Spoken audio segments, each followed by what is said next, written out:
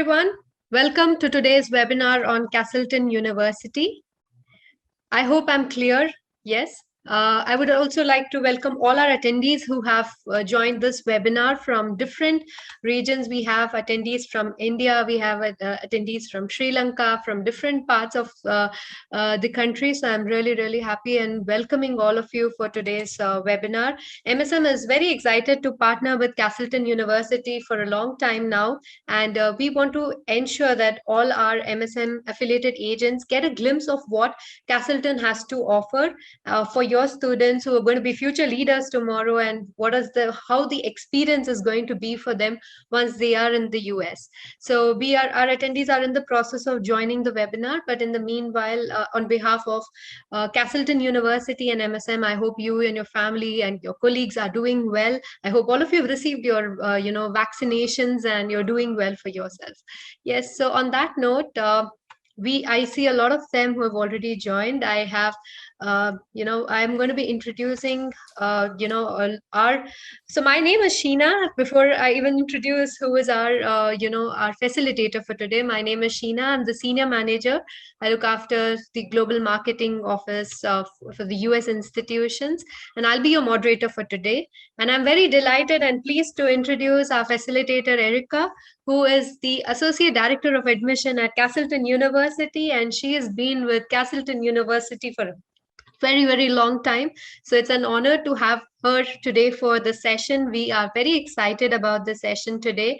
So before I hand over the session to Erica, I would just give you a little bit of, I'll just run through the housekeeping requirements. Just ensure that all of you are on mute. So if you have any questions, any queries, you can use the Q&A tab, which is there in the control panel. You can make use of that towards the end. We are going to be having the forum open for a lot of discussion. So I would encourage all of you to ask as many questions as you want about Castleton University. So this platform is for that. If you face any technical challenges, you can just put in, you can type in the chat box. And also this will be recorded, and then we will share the recording of the webinar with all of you as well after the session is done. So not taking much time, and we will get started with the session. So over to you, Erica. It's really nice. Thank you so much for taking out time for today's session. I know it's early morning there, but our participants, our agents are very, very excited. So we have a lot of agents we have agents from Pakistan, from Sri Lanka, from Nepal, from India. So from different parts of the world, and we are all in the under the Zoom platform to learn about Castleton University, and it's a new learning for all of them. So over to you, Erica. Thank you so much. Perfect. Thank you, Sheena. And my apologies for being a couple minutes late here. I was just getting in the door and had my calendar a little backwards this morning, but here I am. So I am happy and willing to share about Castleton with you. Sheena, would you like for me to just open up my PowerPoint presentation that I have about Castleton and go from there? Yes, okay. I'll just make you the co-host as well so that you would be able to. Perfect. Yes, that's done. So you should be able to share your screen, and we should be able to watch.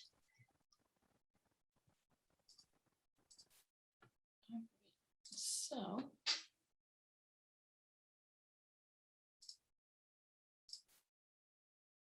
Are you able, you probably see the presenter view and not the actual presentation. Is that correct, Sheena? Yes, Erica. Okay, let me see if I can fix that. Sorry about that.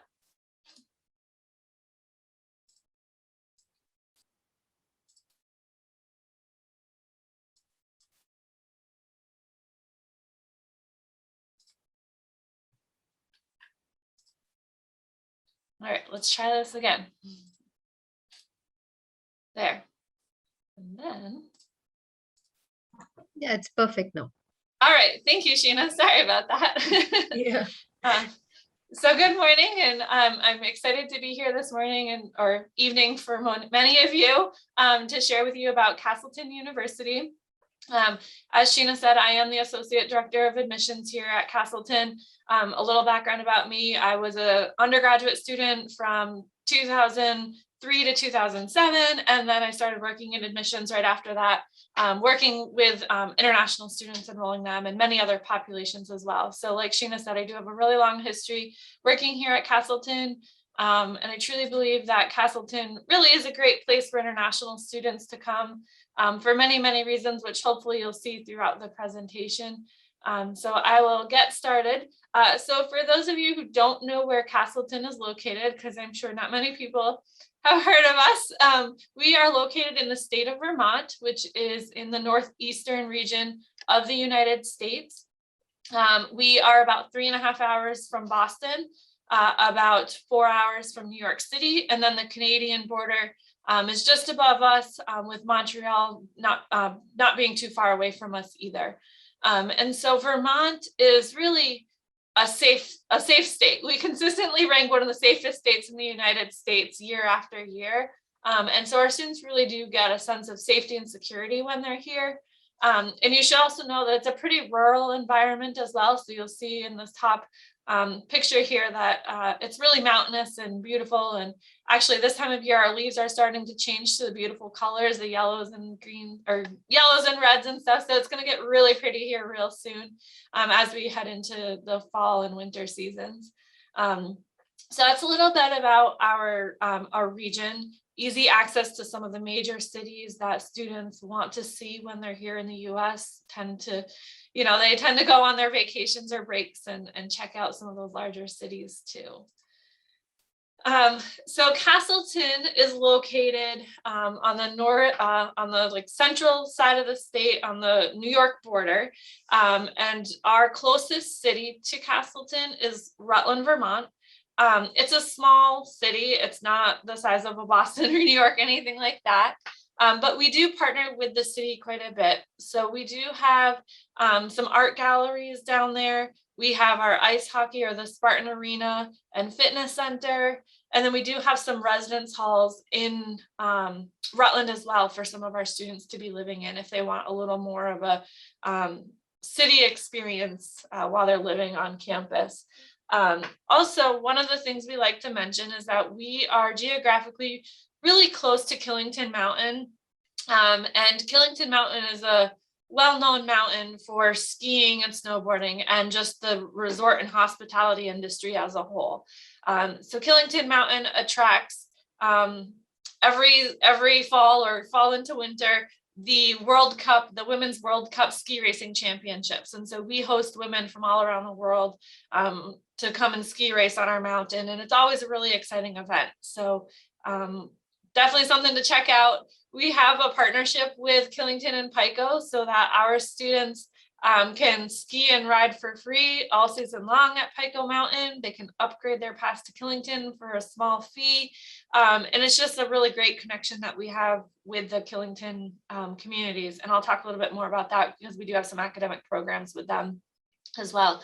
And again, Castleton, it's the safety and the community values that are here. Our students say that it feels like home once they get here. They just get really connected to the community. And so I think that's part of what makes Castleton really special. There's a lot of things, in my opinion, that make us special. So hopefully you'll see them throughout the slideshow as well. So Castleton is a smaller community just outside of Rutland, Vermont. We are a very rural town here, but the college is a very busy place for students. So we have about 2,000 full-time undergraduate students on our campus. We have an 18-to-1 student faculty ratio. So what that means is that our students get to know faculty on a very personalized, individualized basis. Our average class size is 17 students. And so really, the students will be known by their name. They're not going to be a number sitting in a classroom. Faculty will get to know them. They'll care about them. They'll want to see them succeed. They're going to help them grow, and they're going to help them get to, find success and get on the right track towards what they want to be doing as well. And our student body, I actually need to update this. So this year we have students actually from over 50 countries. So we're really, really excited about that. This year was a really big year for us. We brought in our largest incoming class of international students in the history of bringing in international students. I think there's a lot of things that played into that. The COVID environment is a little better than it was. We are face-to-face fully this year. Our classes are operating in person, and embassies were opening up more and providing appointments for students. And so those three things I think really helped us to bring in a really strong class of international students. So we're really, really excited about that. And to have 2,000 students in over 50 countries represented on our campus is just truly remarkable. It's really exciting for us. And we look forward to welcoming students from, even more countries and increasing some of the numbers of the countries that we do have represented as well. So we really do appreciate international students. We find value in having them here. And we know that our students find value, like our domestic Vermont students really find value in having international students. And our international students find a lot of value being here on our campus as well. We do have over 75 undergraduate and graduate programs for students to choose from. We have things ranging from like your business, computer information systems, to the arts, so like theater and music. We have psychology and social sciences. We have natural sciences, so biology, chemistry, health science, environmental science. We have sports administration, psychology, criminal justice, lots of things for students to choose from. And also it's really easy if they decide they get here and they start having conversations with faculty members to kind of navigate to a different program if they find that there's a better fit for themselves. And that's part of our faculty's role, is guiding students to the best appropriate degree based on what their goals are at the end of this. Our students choose to complement their programs either with like certificate programs or with minors. And so we do have a lot of different options for students to be complementing their degrees with these certificates and minors as well. And like I talked about before, the really small classes with individual attention is something that I think makes Castleton stand out, as well as that relationship-based learning environment that our faculty create with the students, as they really want to get to know the students on a very personal level. If a student's missing from class, the faculty member is likely to email them and say, "Hey, we missed you today. I hope everything's okay." They're checking in on their students and they notice. So I think that's part of what makes Castleton, really a strong institution as well. And I talked a bit about having another partnership with Killington. So we have a School of Resort and Hospitality Management that is located right on Killington Mountain. So students live and learn right there on the mountain. We have a residential facility right there. And so they are fully immersed in everything resort and hospitality management.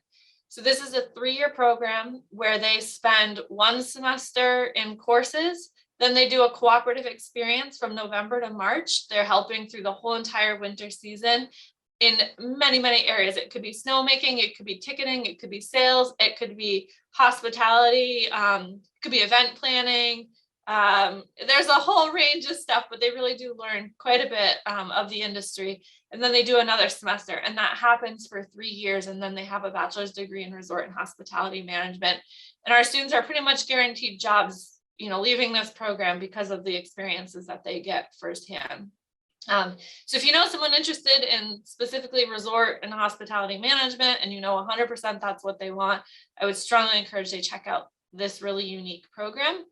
And then we do have 2 locations for our nursing studies. So students can study nursing right here on our main Castleton campus, or they can study nursing at our Bennington campus, which is about an hour and a half south of Castleton. And so nursing is another really popular program that Castleton offers. And we've been trying to work with Sheena and a local hospital here to kind of create some new pathways for students with the nursing industry as well. So we're really excited, and we'll share more once we have things going with that as well. So I hope that what you're understanding is that at Castleton, there will be a lot of individual attention. They'll have a lot of experiences, whether it's through experiences in the classroom, experiences out in the field, or experiences researching with faculty members. We believe that it's really important students complement what they're learning in the classroom with some sort of real world experience. We want them to make sure that they have taken what they've applied, learned in the classroom, and they're applying it to the real world. And so there's many, many, many opportunities for students to get really involved in either internships or cooperative studies or research experiences as well. And so we always encourage that with our students. Some programs, it is required that they do an internship, but not all of them do require that. But most of our students do choose to do an internship at some point in time while they're here. And then they're just building lifelong relationships with faculty members and with other students. Some of the best friends they're going to ever have in their life will be the friends that they meet at Castleton and the faculty that they meet here. And so I think that's another thing that really kind of makes us stand out as well.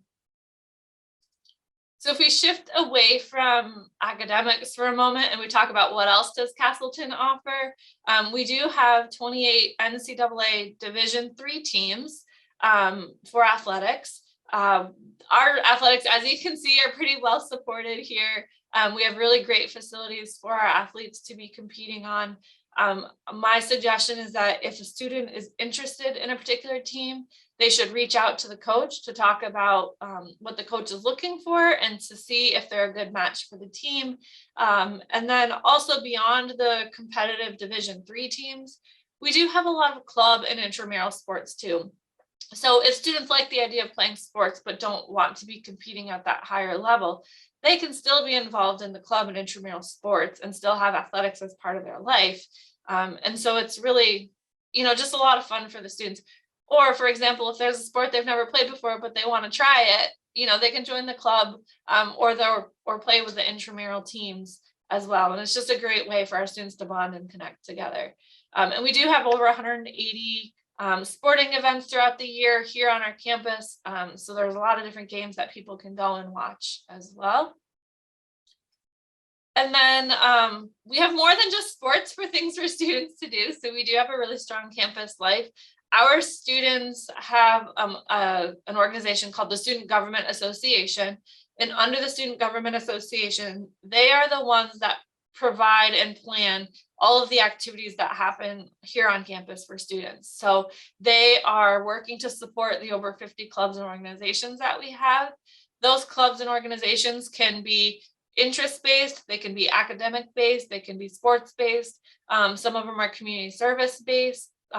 There's all kinds of different clubs and organizations. We have a multicultural club as well, where a lot of the international students choose to participate in. And that's really fun because they get to go on fun trips and learn more about Vermont and explore the state of Vermont, and even sometimes the US, they'll go further. One year, I think they went down to Washington, DC to explore Washington, DC in our capital area. And then we do always have a really fun festival for international students to kind of showcase where they're from. So it's our multicultural fair. And so a lot of international students will choose to set up a table that represents their home country. And then they choose to somehow share more about their home country. So sometimes we've had students prepare a dish, one of their favorite meals, or they'll work with the dining hall to prepare one of their favorite meals to share with everyone. Some people have done cultural dance ceremonies or dance performances. Some students, I'm thinking specifically from Japan, our students will do tea ceremonies because that's something that's really important to their culture. And so it's just a really great way for our students to kind of showcase and share a little bit more about themselves. And a lot of the faculty and staff go to these events. The students go to the events, and it's just really, you'll see faculty always supporting students, staff always supporting students, and it's just a great experience. And then we do have over 65 fine and performing arts events every year. So our theater arts department puts on performances, as well as we invite professional artists and performers to come to campus as well, and guest lecturers too. And so it's a really lively, active campus for our students to be engaged in. And we do obviously have housing on our campus because we want to make sure that our students have a place to live when they're here. And so we have 11 residence halls on campus. There are a few different styles of housing that students can choose from. And I'm always happy to share more about the different styles with students when they get to the point of picking what they want. But corridor is kind of what you think of a typical dorm room. It's the long hallway where the door has two people behind it in the room, and it's open to a hallway. And then there's a men's bathroom and a women's bathroom on the floor. There's also kitchen facilities in the buildings and laundry facilities in all of the buildings. Pod style and suite style are groups of rooms. So they're like either 3 or 4 rooms, 2 people per room, combined by a living space and a bathroom for all of those students to share. And if you live in a pod or style or suite style, it's either all male or all female in the suite. All of our buildings are mixed by gender, so there is not one building that's only male or only female. However, if you live in a suite, your suite will be either all male or all female. And then we do really believe in kind of immersing all of our students together. So we have a 60-40 split for returning students and first-year students. So any of our students can live in any of the buildings. There isn't a building designated only for first-year students. We really believe that we can build a better community when everybody's mixed in together like that. All of the buildings do have the high-speed internet, so they can stream their shows, or they can make sure their homework is getting done. They can do the research they need. It's all set up for them. And then we do have some themed housing available for students too. Our wellness housing, and then our honors housing as well. And so because of all of these things that we offer our students and the relationships that we build with them, 91% of our students reported employment or continuation within 6 months of graduation. So they're either getting a job right in the field, or they are continuing their education because they look to pursue a doctoral degree or a master's degree or something like that. And so I think that's a really great turnaround rate for students, or success rate, I should say. And I think a lot of that is just credited to that individualized attention that students get here. I do need to update this too, because all of these colleges of distinction are accurate for this year as well. And so we are definitely recognized as an institution that's doing great things for our students. And then again, specifically in some of these content areas, the nursing and business and education, and then that career development as well. And so if we shift gears a little bit again, I will be working with students through the application process. So I'll be the one collecting the documents from MSM and processing those documents with our team here. We will go through the review process for admissions. The committee will make a decision, and we'll get decisions back out to those students. We try to operate usually within like a 5 to 10 business day turnaround. Right now, we're not releasing any decisions yet, but we do operate on a rolling admissions basis. So we're getting all of our systems ready to start admitting students for this spring term and to start admitting students for the fall term. So we'll be starting to send out decisions for the 22 terms shortly here. But Castleton has an application specific with MSM that we would prefer students use, because that's the easier way for us to track that MSM was supporting these students. And then there is a fee waiver. There is an essay or a personal statement that we require. It's really a topic of their choice, whatever they would like us to know about them. Sometimes students have had some adversity in their life that has kind of made them who they are, and that's a really great area to talk about that. Sometimes students are really passionate about a particular reason why they want to go into a subject area. So we've seen students write about that as well. It just needs to be 250 words or more. And then we will want to see official transcripts of their complete high school studies, and then official transcripts if they have taken any university level courses and would like to transfer those classes in. They would need to make sure that they submit those with a translation equivalency if they want those classes to be applied towards their degree here at Castleton. English proficiency tests. So if English is not their first language, or they have not studied in English, then we would require English proficiency tests. Duolingo is another test that we are accepting from students. So TOEFL, IELTS, PTE, Duolingo, any of those we will consider for admission. We require 1 letter of recommendation. And then Those are the things that we require for an admissions decision. But beyond that, we will need to see the certificate of finances and a copy of their passport photo ID, so that we can issue an I-20 for the students as well, when that time comes along the way. So that is a little bit about the process. Like I said, it's usually a 5 to 10 business day turnaround for a decision, once all of the documents are here and the file is complete for us to read. We will be considering students for scholarship along the way. So there's no separate application process for scholarships. We will just be looking at it and granting those scholarships as we're reviewing for their admissions decision.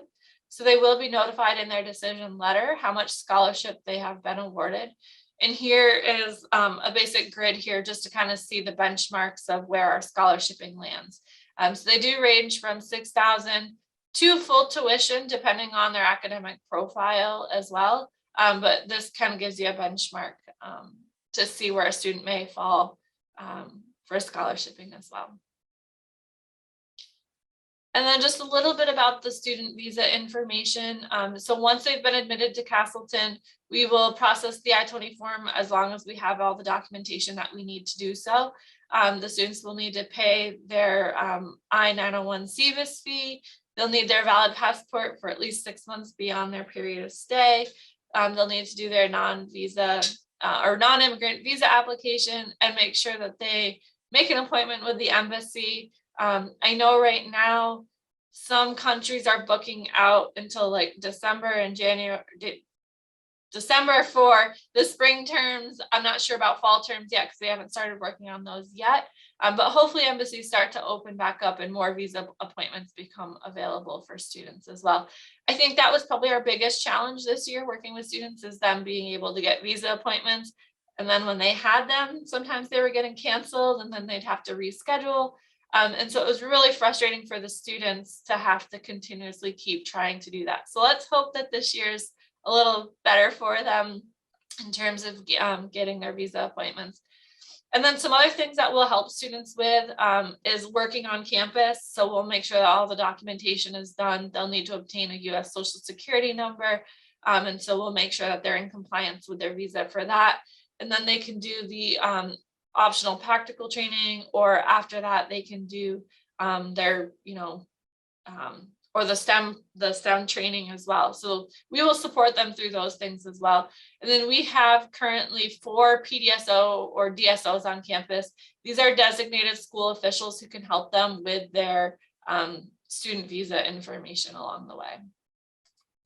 And so I'm hoping that through this presentation today about Castleton, you're learning a little bit about what a student's time at Castleton will be like, and that it's really a welcoming place for our students, not just international students, but for all of our students. It's full of opportunity if students really choose to 100% invest themselves in everything that Castleton has to offer. They will have so much opportunity. And it can be really, really transformative. The students that I see come in on day 1 and the students I see that leave on 4 years later at graduation have just transformed so much. And it's so exciting for me to watch these students grow and change. And so for students really looking to kind of change their life and really grow and succeed and be ready for the real world, I think Castleton was a really great place for them to be considering for us. So I will escape from here and end my sharing. And Sheena, I don't know if we want to open up to any questions. I didn't have the Q&A open when I was going through, but I do see there's some comments there. So maybe I can go back and address some of those. Yes, Erica, I think it was wonderful. We've always heard about Castleton University. It's so good to see so many students, yet a very personalized attention and care that we give the students, which is really nice about Castleton University. And yes, we do have a lot of questions that have come in from our agents, and they would like to know a lot more. So yeah, we do. I see the first question, which is around the applicant. There's an applicant who's completed his 3 years BA program from Nepal and did an MA in English and has completed it with 3.27 CGPA in 2019. Has an IELTS score of 6, I believe. And do you suggest any course relevant for him, as he's got he's also got an experience of volunteering Yeah. for 3 months. So what would you Sure. recommend for someone who's already done a BA and Yes. the MA? Yeah, so I guess it would depend on what kind of career goals he has in mind.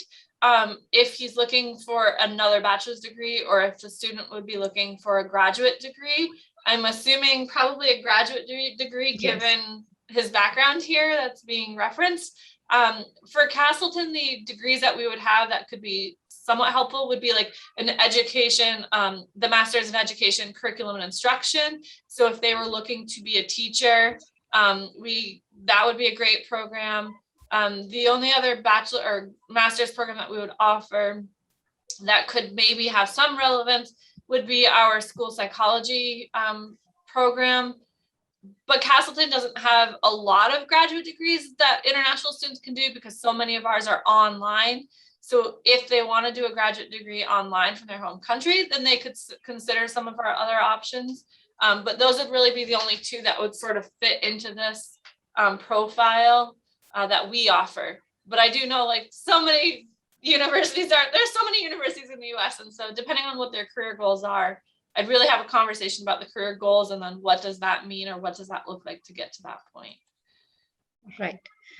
All right. So there's a question around the tuition deposit for undergrad, postgrad programs from Nigeria, I think. Yeah. So the tuition deposit for undergraduate students, no matter where you're from, it's a $200 US, $200 US tuition deposit. And then for graduate programs, it is their deposits are waived. We don't have a fee for the graduate programs. Okay. All right. There's another question, Erica, which is around how many years of gap and backlog can be accepted by Castleton University, just in case the student had some education gaps and all. So I think that's the question. Yeah, that we don't see a problem with that at all. Sometimes we actually encourage our students to do that if we feel like maybe they're not quite ready for university level coursework yet. So sometimes, specifically I'm thinking of some of our Vermont students who maybe really don't have a direction in life yet. They're not sure what kind of program they want to do. We may suggest, why don't you do some experience working community service for the next year, sort of figure out what you're thinking might be a good plan, and then come back to us. Because what we wouldn't want is for students to just be taking classes and spending money, but not actually building towards something that they're truly passionate and interested in. So it doesn't matter, like someone could have graduated from high school 5 years ago, we would still be welcoming them to our university. Could be 10 years ago, or it could be just one year. So I would say that anyone who's truly ready to start their education path, it doesn't matter how old you are, like we want you to start it if you're ready to start it. So I can have more conversations with students about that too. Very nice. All right, so I'll just merge these two questions. It says that, is it important for the students to stay on campus for the undergraduate program, and can they, is it mandatory? I think we can just answer both these questions together. Yeah, sure. So yes, typically we require undergraduate students to live on campus for the first 2 years. Some of our scholarship opportunities require them to live on campus, but not all of the scholarship opportunities do. And then we do understand sometimes, like the student, for example, that maybe took a few years off and maybe they're coming to campus older than their peers. There are exceptions to those rules. And so students in that case could write an appeal letter to our Dean of Enrollment requesting to live off campus. And most of the time that is honored for them to be able to live off campus. But traditional age students, we would definitely encourage them to live on campus for the first 2 years, just to build the really strong connections with people and with the campus. There is a lot of apartment buildings here in our area. So there is housing for students to find here that they could still walk to campus and walk, to their classes and stuff. But I always encourage, at least for 1 year, you should try it. Unless you are significantly older than some of the traditional students, then I could understand not wanting to do that. So there are exceptions to some rules. All right. So Erica, there's another question. I think you've already answered this during the session that we do accept PT and Duolingo, but Yes. I think if you can just highlight the requirements, I mean, how much of a PTE score or a Duolingo score would be needed, I think that should also Yeah. help. So let me see real quick here. I don't have the exact numbers memorized right now because we have different levels based on students' abilities. And so we do have benchmarks that we like to see them hit. However, we will admit students into what we call an English pathway program, which I hadn't mentioned.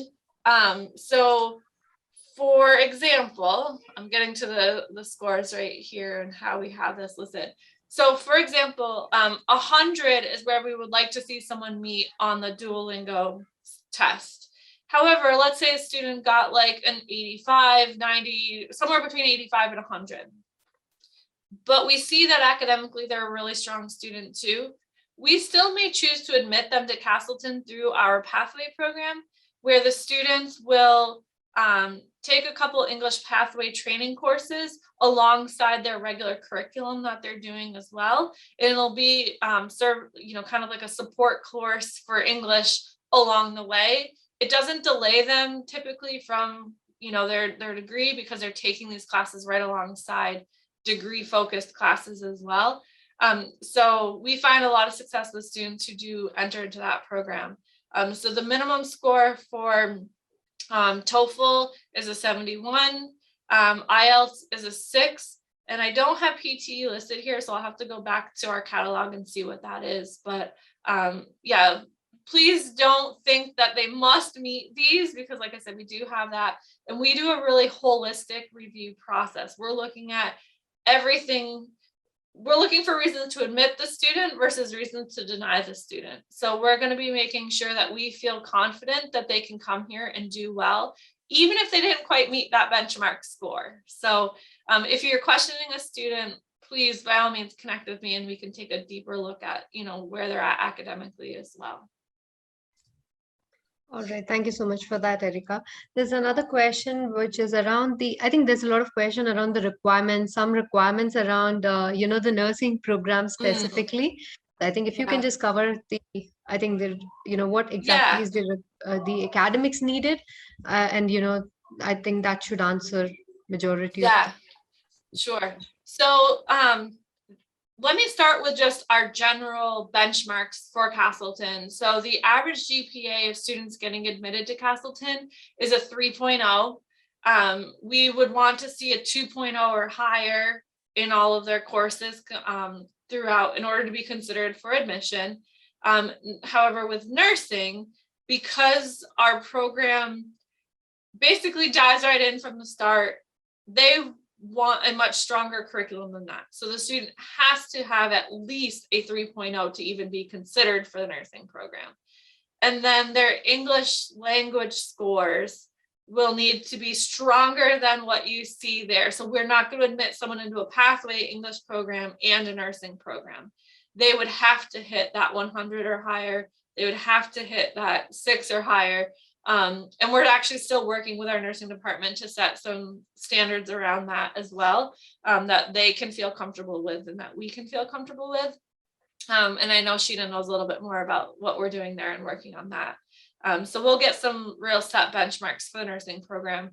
But they're adamant they want to see students who are pretty fluent in English and don't need a lot of English support coming into the program as well. All right, so yes, to answer what Erica has just added, obviously the nursing program requirements are going to be slightly higher than the regular programs, obviously because of the course curriculum. It's very rigorous, and that's the reason why we need the benchmark is set a little higher for the international students and also for the domestic students, if I'm not mistaken, Erica. It goes the same. So, yes, students would have to outbeat a little more, perform a little more if they want to get into the nursing program. Yeah. Erica, we have another question. It says that, the turnaround time is perfect, but usually it takes a little longer to issue the I-20s. Yes. And, for that, because obviously we are all under this international students, criteria, and then they have their visa appointments and everything, because we have, agents from Nigeria as well, from other places. So we're getting the visa slots, appointments becomes a challenge. So, we want to ensure that, this is something that we're able to fix Yes, of course, that we Yeah. have a good turnaround time, and I'm sure we are working for that as well. So, we just Yeah, want of to. course. And I will be completely transparent. My role is very, very large here in our office. So while I work with international students, this is probably about 40% of my job. I have a whole nother 60% of my job that I do. I oversee our whole entire operation. So I oversee our database, making sure all the applications are coming in, that the computer systems are working, that decisions are getting out. And so I have a huge role here in all of this. So sometimes I'm a one-person show trying to do all of it, and I'm trying to get those I-20s issued as quickly as I can for students. However, Castleton is in the process right now.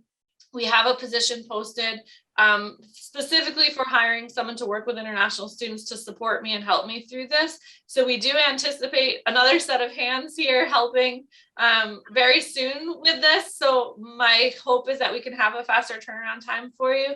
But I always ask, just please be patient and know that I am really trying to get it out to you. And I do understand the necessary, like the need, because the appointments are there. And so I definitely have it on my radar to be checking more frequently how many students are ready for I-20s and stuff. So it's not something I do know that it's a problem and I need to get, get there, and we will get there soon enough. So. Thank you so much for that, Erica. We have another question. I think it talks about English language waiver for the students from Nigeria. I think it's Yeah. the same thing. So they can, in case they don't meet the criteria, they can go for the English language prerequisite program or the prep program at the university, if I'm not mistaken. Yes. Yeah, so from students from Nigeria who I find most of them have done their studies in English, we would be waiving their English, we would waive those test scores for them. All right.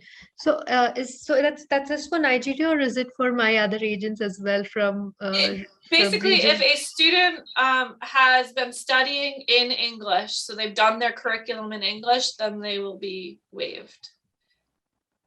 All right. Okay, so there's another question which is about GRE and SAT. Yeah. So the GREs are not required for any of our programs. SATs are optional for all of our students. So if a student has taken the SATs and would like to submit their scores, they're welcome to do so. If they don't want to submit their scores, that's okay too. We review with a policy that anything that's submitted is not going to hinder a decision. So even if they do submit SAT scores and they're not quite where we would want them to be, we're going to look at the full picture of the student anyways. So it won't hold them back from gaining admission necessarily. It just gives us benchmarks to look at and kind of make a good decision for students, because we can recommend, like I said, the English pathways, or we can recommend a conditional acceptance. A conditional acceptance is a student that we feel could be really successful here with some added support, maybe through our academic support center, connecting with tutoring and things like that. So students are welcome to submit SATs if they want to, but it's not required. All right. So I have a student that wants to do undergrad program, but her WAEC results is 2002. So I'm believing the student has completed his or her studies in 2002 and wants to do an undergrad degree. So that's okay. We have a lot of non-traditional students on our campus pursuing programs. We have non-traditional students who maybe started with one direction in life and chose later that, I know what I want to do now, so I need to go get that degree, and that would be totally fine. That would be a student that we would give the exception to live off campus as well, because we know that they would not be the traditional age student. We want them to feel like they needed to be living in a residence hall with younger students than them. Right. So I think I have another question around, can students with one dependent age 2 years live on campus? So I think typically, if someone wants to continue their that's studies. not, I'm going to say no to that one. We have never had that here on our campus, but there are definitely plenty of apartments in the area that you could certainly find housing for. And that would be another exception to the rule of needing to live on campus. Right. So the third party evaluation credit evaluation compulsory for undergrad or like something like a WS or that's Mhm. another Yeah, so question that WES, ECE, SpanTran, any accredited evaluation service, as long as it's accredited by the NACES, it would be fine. So WES tends to be really popular. ECE is another popular one. And then SpanTran is another one that we have seen a lot of success with. but it is it compulsory? I mean, Erica, is that's the thing. Would they have to do it for the admissions or If they have university level credits that they would like to transfer in towards their degree, then yes, it needs to be done. I always appreciate when the evaluations are done because it does give me a very clear picture. So students who've maybe done it for other institutions, I would welcome them sending along those evaluations, because then it does make sure that I've looked at it the right way and I've understood everything the right way and really truly do know the grades that they have. But it's not something that like they must do, because I do know that it can get pretty expensive for the students, but it is encouraged if they do have, or if they have been doing it for other schools. right? Are the applications close to September? Yes. Yeah, so our classes started in late August, so we are not enrolling anyone else for this fall term. Our next term for enrollment would be the January 2022 term, and that's the term that we'll be working on right now to enroll students for. And we are accepting applications now for the fall 2022 term, which will start in August again as well.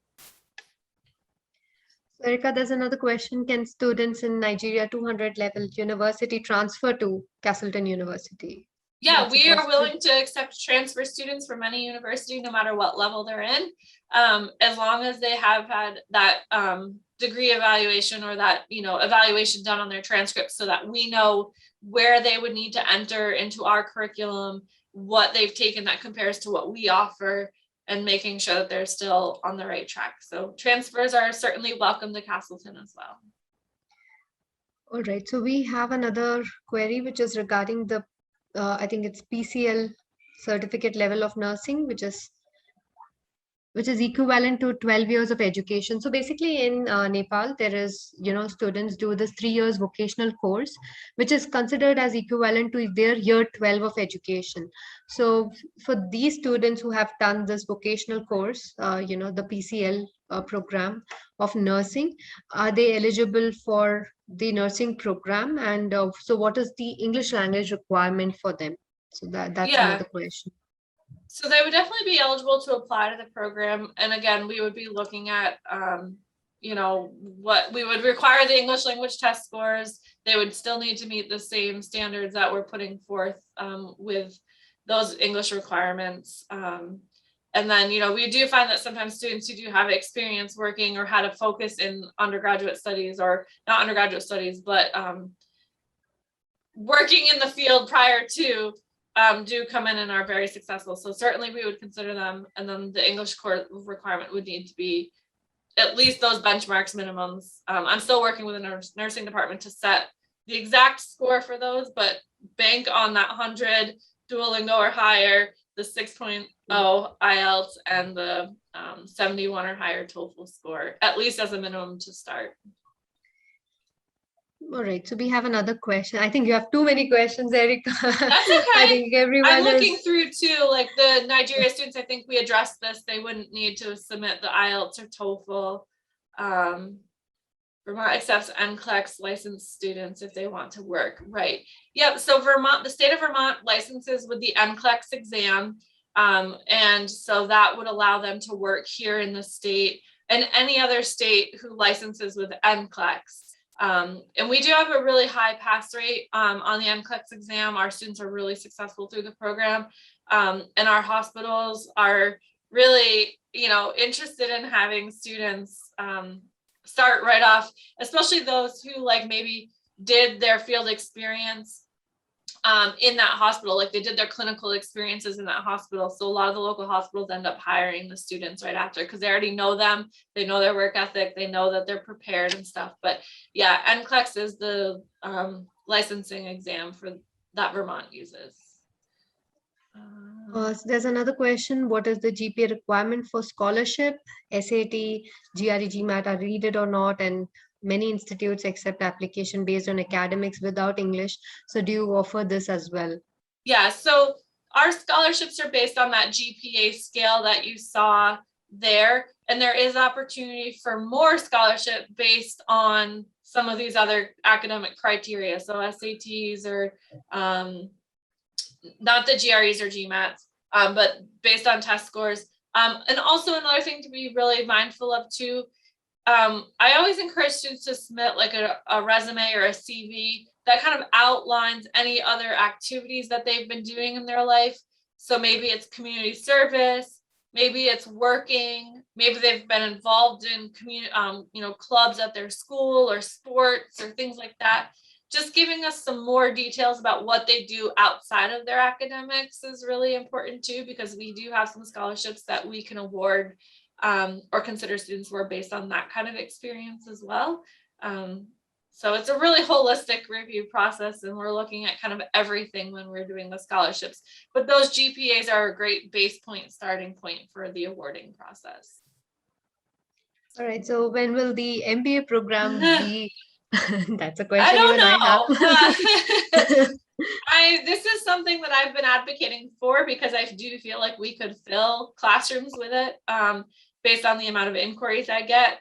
So Castleton as well is in a transformation phase. So a lot could happen over the next year and a half, 2 years. Castleton University is part of the Vermont State public system for education. So we are strongly supported by the state of Vermont. We get a lot of our funding through the state of Vermont to continue to operate.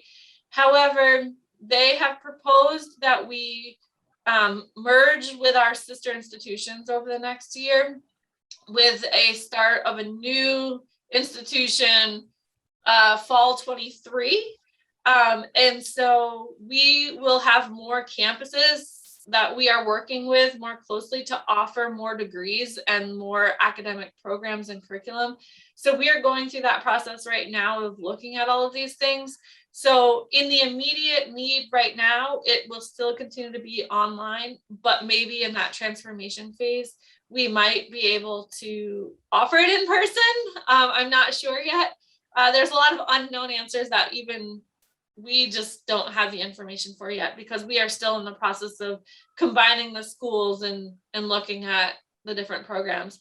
But we feel at the end of all of this, it's going to make a stronger Castleton. It's going to make a stronger, Northern Vermont University. It's going to make a stronger technical school. And we'll be able to say, yes to more programs because we'll have, strong, more programs available to students too.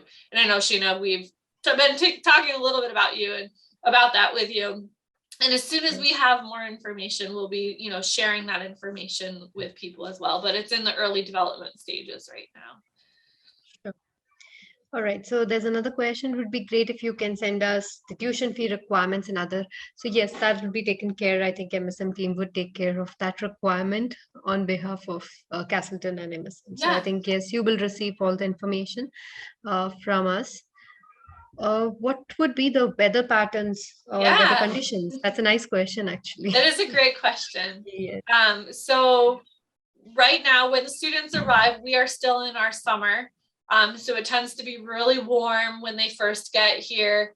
In Fahrenheit, it's, anywhere between 70 to 90 degrees Fahrenheit. I'm not sure what that equates to in Celsius, and my apologies. I should learn my Celsius better. And then right now through like about November, it's going to start to cool off. We're going to see temperatures. Like this morning, it was 45 degrees Fahrenheit, which is pretty chilly in comparison to what we've been used to. But by the end of the day, it'll be like 75 Fahrenheit.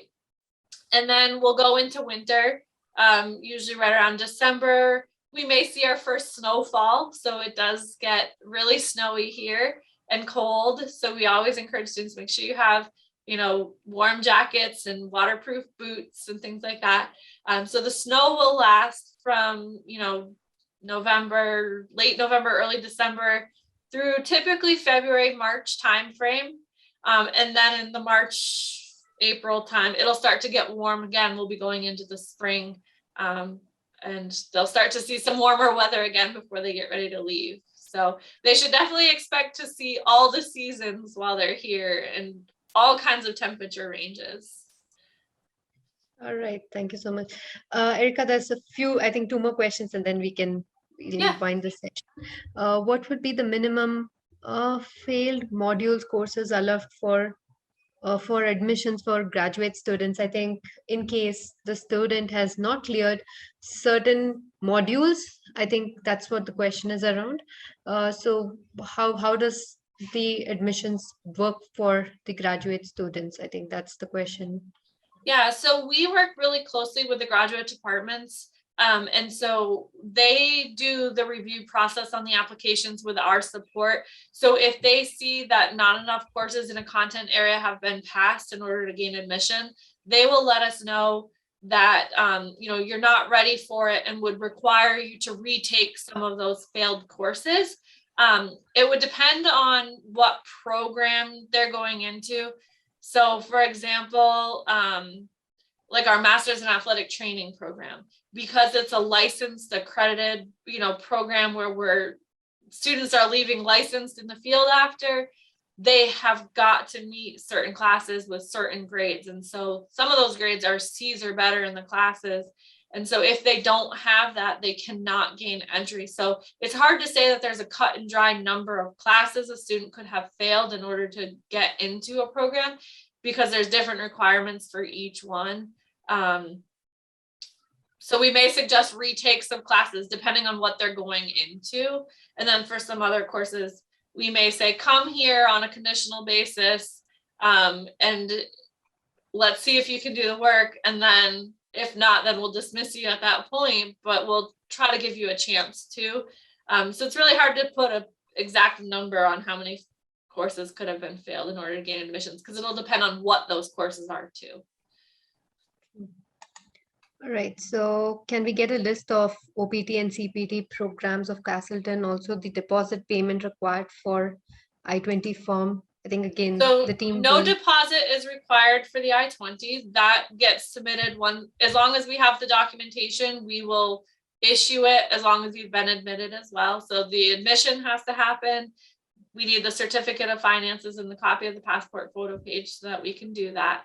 No deposits needed for that. Sometimes a lot of the students will wait till their embassy interview to see how that goes, to see if they've been approved, and then they'll pay their deposit to Castleton, knowing whether or not they got their visa.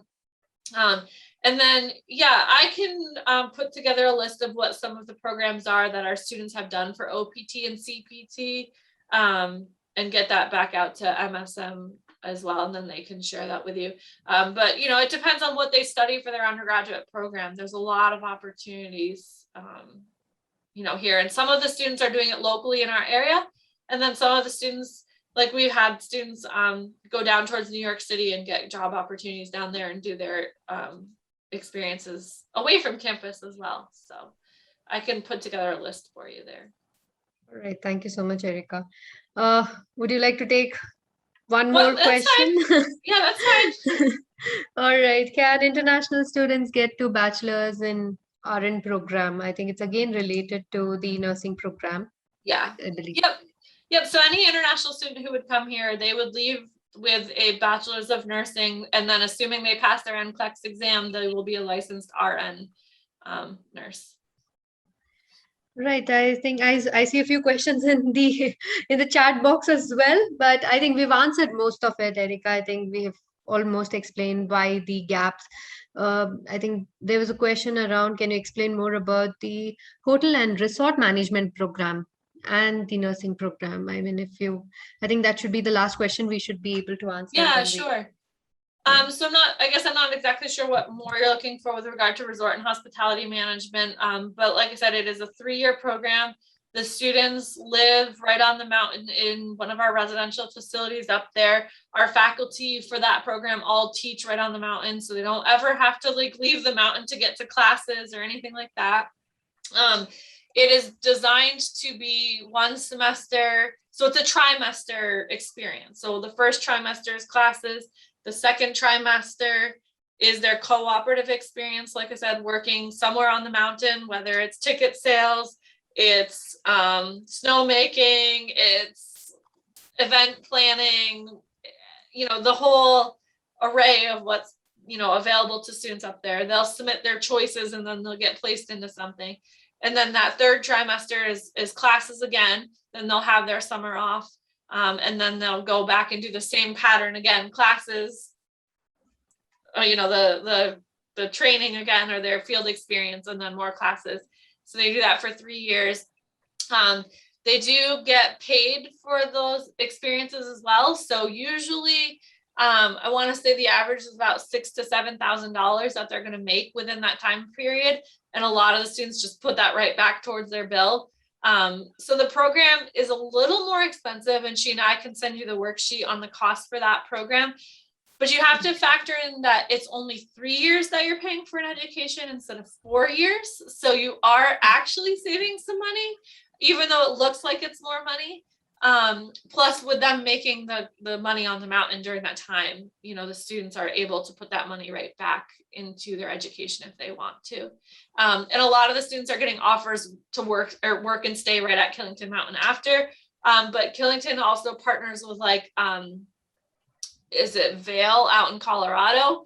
So we do have other connections to some really large resorts, industries as well. And so, students are going to other places for jobs as well. Certainly could take it back to their home country and gain employment in their home country as well. And then with the nursing, like I said, we have the 2 campuses. We have the main campus here, has a nursing program, and then we have our satellite campus down in Bennington as well. A lot of peripheral, hospitals in the area that we work with for their clinical experiences as well. Very hands-on program right from the start. So anything else I'm missing, Sheena?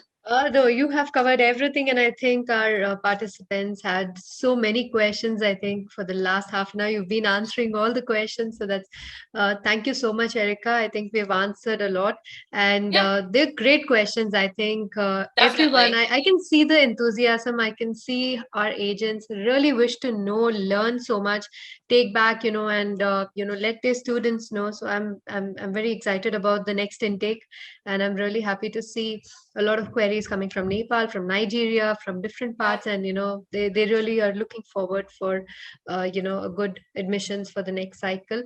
All are on behalf of all of us. Erica, any closing lines, anything that you want to tell about Castleton before we log out? This is you can just tell a few more. Well, thank words. you all for having me, and I hope that you can hear my own excitement for Castleton. I still wouldn't be doing this if I didn't believe in what Castleton can do for students. And so I hope that you certainly put Castleton on the radar screen for students and recommend us as an institution. I think students who are looking for that really close-knit personal experience, it'll be really great for. However, if you have students who are looking for that really large university experience, we are not the school for that. We definitely are designed for students who want that more intimate personal relationship experience here. So just keep that in the back of your mind too. Please, I hope that you send your students our way. I look forward to working with them through the application process. Thank you so much, Erica, for your time. It was a wonderful session, a very, very informative session. It's always great to hear about Castleton. Yeah. And I would like to thank everyone who have participated today for taking out time for today's session. On behalf of MSM team, all our managers, Erica, we have our managers from, we have Zalat from Pakistan, we have Rais from Sri Lanka, we have Kaushalya from Nepal, we have, Titus from Kenya, we have all our managers across Philiso. So we are all there on this call, and of course our Indian managers are also here. We have Jatin, Kaushik, and of course Pooja. So we have Yeah. the entire MSM team also to learn. We are growing. MSM team is growing, and all our managers are very thankful for this session, and so are our agents. On behalf of them, thank you so much once again, and we hope the whole recording of this would be sent out. Pooja would be sending you an email with whatever has been discussed today. The entire webinar would be sent to you with all the program matrix, anything that you require on Castleton University. And we're looking forward for a lot of queries, a lot more queries, a lot more applications, and a very fruitful 2022 cycle. So on that Yes. note,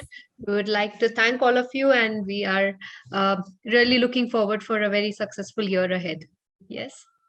Thank Thank you. you. Thank you so much.